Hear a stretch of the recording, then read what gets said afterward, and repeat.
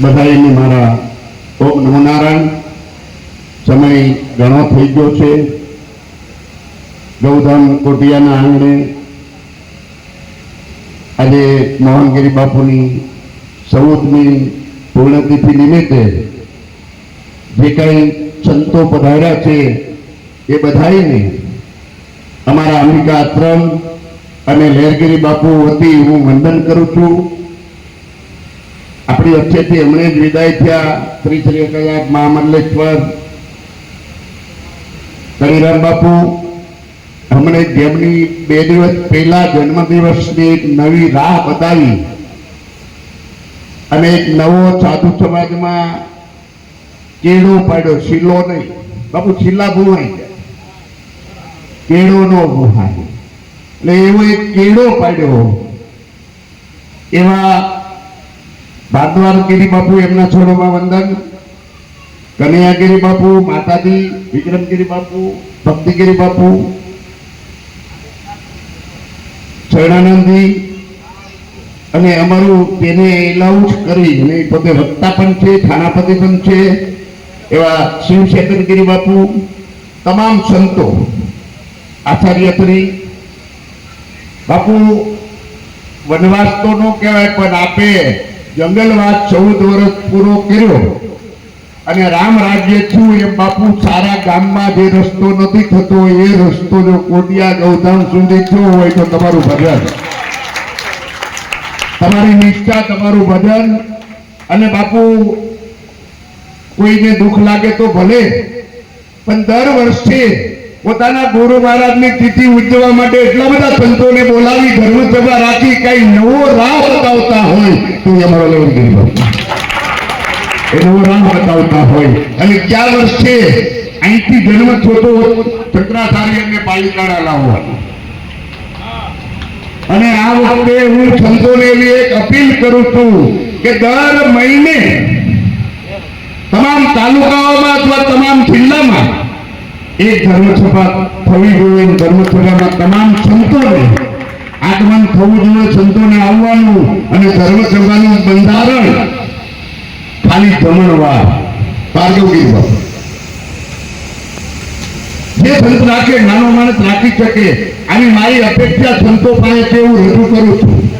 અને પહેલી જ સભા હું માંગણી કરું છું કાંગડા અંબિકા આશ્રમને આપણે પાલિતાણાની તોડી જાય એટલે પહેલી જ સભા અંબિકા આશ્રમમાં રાખી અને શરૂઆત કરી. કારણ કે અમે બે ભાઈ મળે અને આખો રસ્તો કરી નાખશું. હું લહેરગીરી બાપુ. બીજું બધાએ બધી જ વાત કરી સંતોએ, બધા જે કઈ વેદના હતી એ પણ બોલ્યા. ગૌ માટે પણ ડોક્ટર સાહેબે બોલ્યા, બધાએ બોલ્યા. સનાતન માટે પણ બધા બોલ્યા. પણ હજી તમને એક વસ્તુ કહું છું કે શરણાનંદજી બાબુની વેદના છે 110% સત્ય છે કે આપણે હજી જાગતા નથી એવું મારું માનવું છે. હજી આપણે સુઈ રહ્યા છીએ.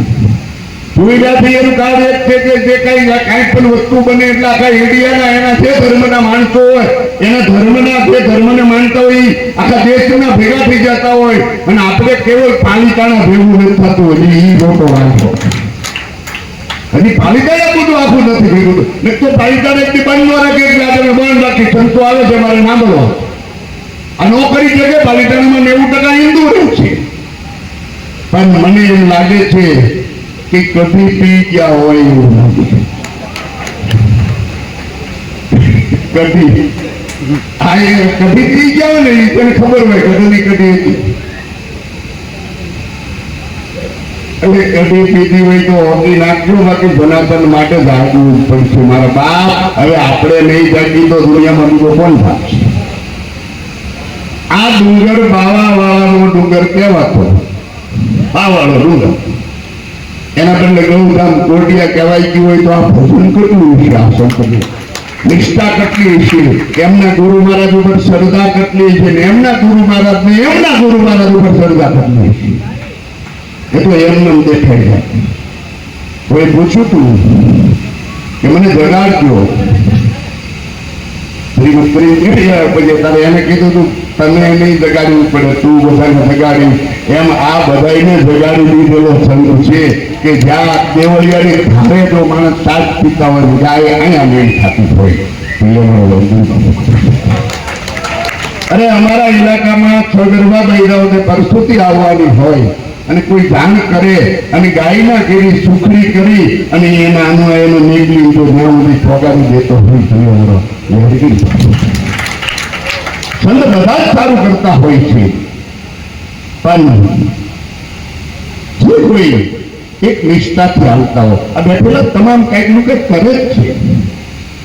બાપુ આપની જે વેદના છે ને વિક્રમગીરી બાપુ કડિયાગીરી બાપુ હતા પડખે એ વેદના 100% સત્ય છે, પણ વાત એવી છે કે હવે આપણા કોઠી ઉઠેલા કરશું તો કાદુ નીકળ્યું છે, બીજા આપણી રાહ જોઈને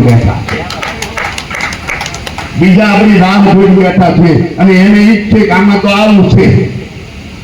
ખરેખર ભેદ ભગવાન છે અને હવને સમજવાનું છે કે હવે કંઈક કરવું જોશે।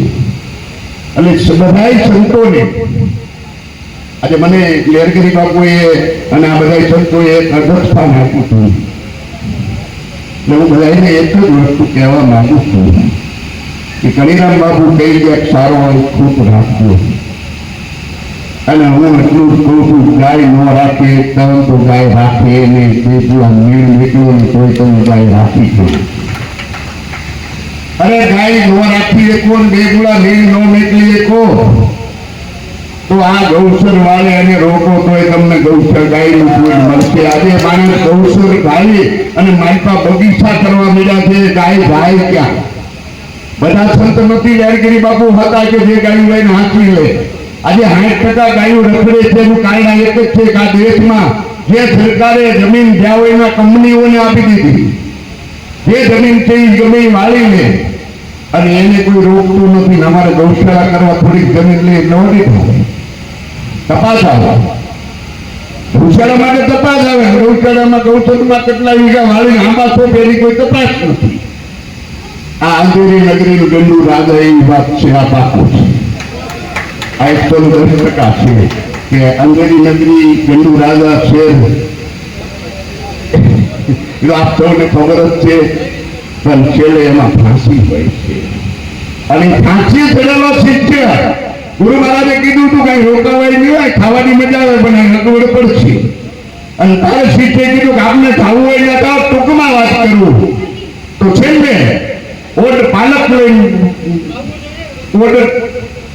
પાડા માથે પાલક મેકી અને પાણી લઈને આવતો તો ગાડીઓ કરતા હતા, મકાન ચડાતું હતું અને પાણી વધુ પડી ગયું, ગાડીઓ ઢીલું થયું અને મકાન પડી ગયું અને કડિયાને બોલાવ્યો મારો વાંક નથી, પખાલીનો વાંક છે। પખાલીએ કીધું મારો વાંક નથી, બોલા મહાત્મા નીકળ્યા ને એમાં મારું બેન બોલાવો મહાત્માને બોલાવ્યા, મહાત્માએ કીધું કે હવે તમને સુણીએ ચડાવવાના, તારે કોઈ આવા મહાન ઋષિ સંતો મળી ગયા, એને સમાચાર મળ્યા કે આજે મારા શિષ્યોને આ મળ્યું હોળીએ ચડાવવાના છે, તારે એને આવી કીધું કે બેટા તારે નથી ચડવાનું, હોળીએ તો મારે ચડવું, ગુરુજી કે મારે ચડવું, શિષ્ય કે મારે ચડવું, એટલે કીધું કારણ કે હોળીએ ચડે ને સ્વર્ગ મળે તો રાજા કે તમારા બાપની ક્યાં હોળી છે, મારી છે અને મારે ચડવું છે। આજે આપણે ખાલી હોળીએ ચડાવવા માટે હિન્દુઓને ટકાવી રાખે છે, બાકી તો હોળી એની છે, કાંઈ પણ તમારું હાલતું નથી એવું નથી। એક સમાજે હમણાં આંદોલન કર્યું, બાકી સરકારને પરસો નામ નહીં દઉં, ઘણા સમાજે આંદોલન કર્યા છે, એમાં એક આંદોલન છે નોંધ થવી પડી અને એ સમાજના અમારા ગુરુરાજ સમાજના પ્રમુખ વાસુદેવભાઈ આપણી વચ્ચે બેઠા છે, અહીંયા એને એમાં પૂરો ભોગ દીધો હતો। તો એક નાનો આ સમાજ છે એ આ કરી શકતો હોય તો સાધુ સમાજ શું ન કરી શકે? તો સાધુ સમાજ છે, બધા સંતો જો મળી અને એક જ નક્કી કરે કે અમારા છંદને કે અન્યાય થયો, અમારા ધર્મને અન્યાય થયો, અમારા મંદિરને અન્યાય થયો, અમારા મંદિરમાં પૂજા રોકાવામાં આવી, એને અમે તમામ સંતો પગલા ભરશું, રાત્રે 2 વાગે જવું પડે તો જશું। અને એક મહાત્માએ કાલ કીધું બાપુ 10 જણા મારે કરી જેલમાં લઈ જાય પણ એને છોડવા જ નથી, કેટલાકને રાખ છે જેલમાં નહીં જવું પડે, તમારી એકતા વધારો, અખંડિતતા વધારો. અને 1-2 તારીખે એવું દેખાડી દેવાનું છે કે કોઈ ધર્મની સામે વિરોધ નથી, પણ સનાતનની સામે આંગળી સીધે અને એની આંગળી કપાઈ જાય ને એટલી તાકાત દેખાડવાની. એટલે બધા આવજો, પાલીતાણાના આજુબાજુના ગામને પણ કહું છું આવજો. જગ્યા ટૂંકી પડવી જોઈએ, બજાર બંધ લેવી જોઈએ, બાંધવું નથી, પણ બાપ જે બોર નોંધ લઈ લેવા પડે. એટલે આપ સૌને એ હાથ જોડીને અપીલ કરું છું, તમે થઈ ગયો છે, એકતા જાળવજો, અખંડિતતા જાળવજો, ગાયની સેવા કરજો. અને હમણાં ભારતીય બાપુએ વાત કરી, ગુરુ પૂર્ણિમા આવે છે, આપ સૌ જેની ઈચ્છા હોય એ ગુરુ ધારણ કરજો, ગુરુ ફાંસીથી બહાર કાઢીએ છીએ. આપ સૌને મેરગીરી બાપુના અમારા છોટુ બાપુ વિકાસરામ ના એક અમારા ઉત્તરાધિકારી ચાલુ કરી સન્માન કરવા માંગુ છું. તમામ સંતોના સ્થળોમાં મારા વંદન. કાલની 3 દિવસ ફુટોડા જે પ્રસન્ન બેનો બાપુ લાગી ગયો બધા, એમાં જન્મદિવસમાં ગુરુ પૂજન કર્યું છે, સંતોની પૂજા કરી, સંતોનું સન્માન કર્યું છે, સંતોને જમાડ્યા છે. હવે કોઈ પણ એવો આદેશ છે કે ગુરુ પૂજન કરવું કે કાપી નહીં. આ મારો અવાજ જ્યાં જાય ત્યાં સુધી અમારા સંતોનો આદેશ છે કે કેક નહીં કાપી, માતા પિતાની પૂજા કરો, ગાયની કરો, સંતોની કરો, અને ધર્મની કરો. કોઈ રામજી મંદિરના કે કોઈ મંદિરના મહંત હોય એની પૂજા કરો, અને કોઈ ન મળે તો આ પૃથ્વીની પૂજા કરો. ભગવાન તમારી જોડે રહેશે. આપ સૌને મારા નમન નારાયણ, જય શ્રી રામ, જય હિન્દ, જય હિન્દ.